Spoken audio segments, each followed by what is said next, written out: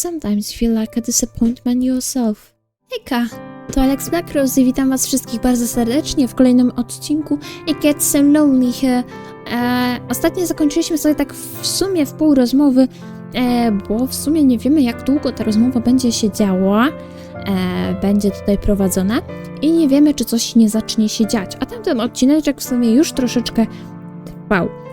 Więc żeby to były jakieś takie fajne długości odcinków, takie na przekąskę, to w sumie wydaje mi się, że lepiej jest zastopować się nawet w pół zdania. Ostatnio też mieliśmy rozmyślania na temat rodziców i to, że mimo, że są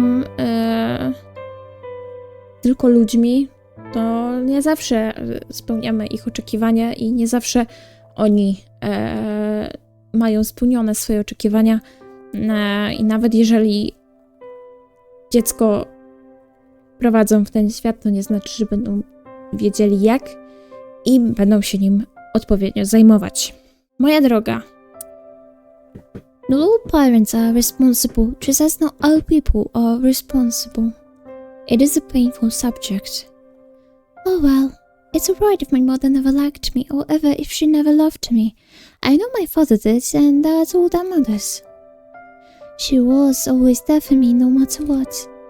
Your companion's voice catches in her throat. She winces. At least until he wasn't. He died, and I didn't do a thing to help him. Your companion's shoulders are beginning to shake. You still cannot see her, but you can feel her body convulsing. You can sense her loneliness rolling off her in the waves. It is all-consuming, like the waters of a deep, dark ocean. Grief anew pierces your heart, not on your behalf, but for the sake of your benefactress. She does not deserve to suffer so much. This you have no qualm with telling her. You turn to face her, you pluck the brush, which has been hovering in the air, inert from her fingers. Then you let her know that her father's death was not her fault. What could she have done? She could not have cured his illness. I know, but I can't help but think, what if? I keep racking my head over and over trying to come out with something. But I can't think of anything, and even if I could, it's too late. He's already dead. He's dead and buried. I buried him, and now I'm all alone. She might have been alone, you tell the gravedigger, but she isn't now. Not anymore. How can she be when you are there? I know that, and I'm grateful, but I don't know if I deserve it.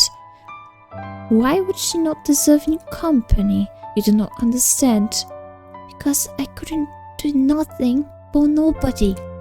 My father always looked out for me when I was a little girl, but when he needed me the most, I felt him. I felt everyone. All of the villagers, all of my friends, all died. What will I do if the same thing happened to you? I don't think I could bear it. I don't want you to get sick too. Not when I care about you so much. I thought I'd gotten used to being on my own, but now that you're here, it's making me worry all over again. I've been worrying so much I can't sleep from it. I'm scared. Your companion's voice catches in her throat. Then she collapses in on herself. She leans forward, her arms wound about her middle as if to steady herself, and she cries. She cries and she cries and she cries. For a few moments you look at the gravedigger, unsure of what to do. Her pale face, streaked with silvery tears, seems to flicker in the candlelight. Her shoulders, which seem too slender to bear the accumulative weight of all sorrows she has endured, are shaking. Your fatigue continues to cling to you, as insistent as the fog which rolls amongst the tombstones in the graveyard at night. You are not so very tired, however you cannot offer your hostess some comfort. You do not want you do not know what to say to console her. You feel too weary to think of pretty sophisms. But there is something you can think of. You would not typically be so bold, of course, but you are tired enough for once to throw caution in the wind. That and the tears of the gravedigger are all three arresting.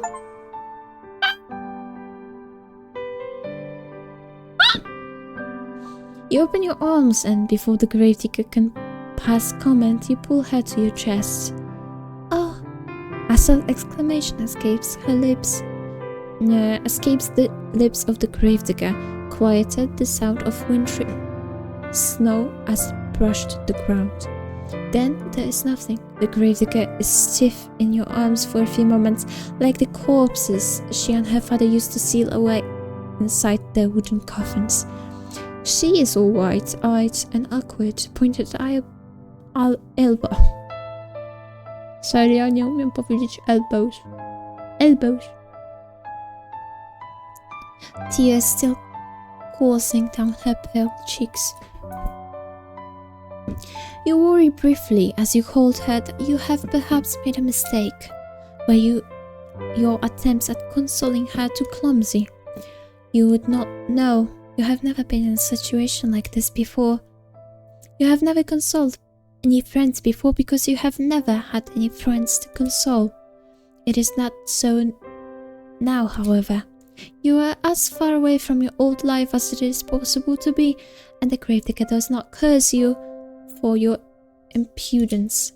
Neither does she try to squirm away from you.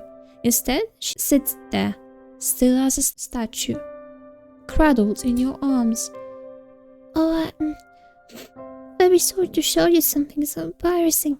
It's just I get so lonely sometimes. Until at long last, with a breathy sob, she lets the full weight of her body fall against yours. You run your hair against your sobbing companion's shoulder blades and her back, and gently you soothe her. You tell her that she does not need to apologize. There is no shame in crying.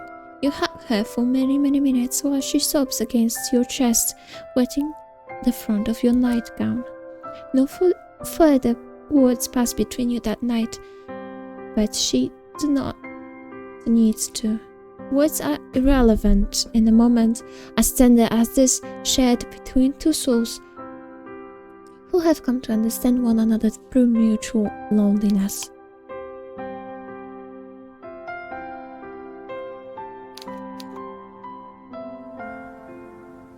You slide beneath your sheets.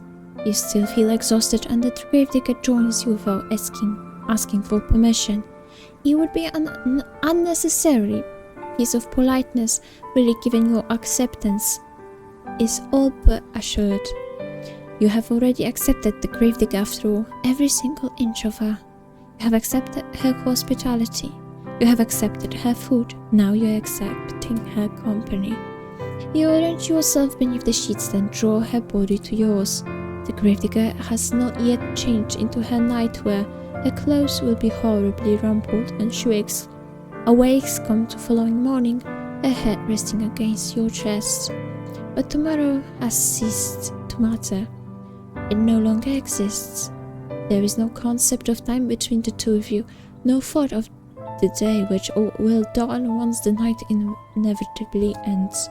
Instead, there is only the warmth shared between you and the wetness on the cheeks of the gravedigger.